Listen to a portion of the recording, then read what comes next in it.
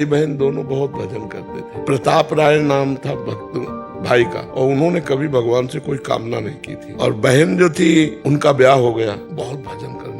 अब ब्याह के कुछ ही दिन बाद पति बीमार होने लगा और ऐसी बीमार की स्थिति आई कि वो मरणासन में पहुंच गए। तब तो उनकी बहन भाई के पास आई। वो जानती थी कि हमारे भैया का भजन बहुत जोरदार है। तो उन्होंने कहा, भैया आज तक हमने आपसे कुछ नहीं मांगा और शायद आपने भी भगवान से कुछ नहीं मांगा है। आज भगवान से मांग लीजिए कि मेरे पति का जीवन बच जाए, क्योंकि अभी ब्याह हुआ है और पति चला गया तो मतलब जीवन ही चला गया। तो उनका, बहन मैंने भगवान से कभी कुछ मांगा नहीं, मांगना भी नहीं चाहता, पर तुम हमको दबाव डाल रही हो। चलो तुम्हारे पति के पास चलते हैं और वहीं भगवान से हम प्रार्थना करेंगे। गए तो मरणासन स्थिति में पड़े। बड़े ध्यान से सुनो ना। वो गए और अपने बहनोई का सर गोद में रखा और ऐसे ऐसे भगवान से एकाग्र हुए कि हे भगवान, मेरी बहन का सुहाग सुरक्षित कर दो। और बहन चरणों के पास बैठी अपने पति के, और वो अपने जीजा का गोद लेकर, गोद में से सर लेकर, इतने में दोनों को तंद्रा आ गई। तो देखा कि जो बहन है, बहन ने देखा कि उसका पति भगवान के पार्षदों से कह रहा कि ले चलो मुझे। तो बोले, अब नहीं ले जाएंगे, तुम्हारे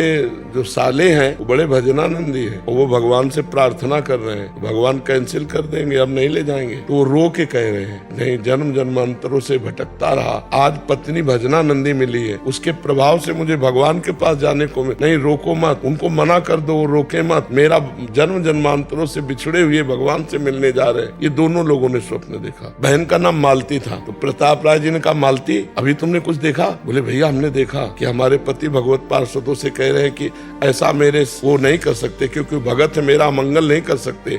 मंगल भवन भगवान से मिलने का समय आया है और भगवान के पार्षद आके वापस चले जाएंगे, ये ठीक नहीं। बोले, यही हमने देखा। अब बोलो क्या करें? बोले, रहने दो भैया, अगर पति भगवान के पास जा रहे हैं, अब मैं नहीं रोकूंगी।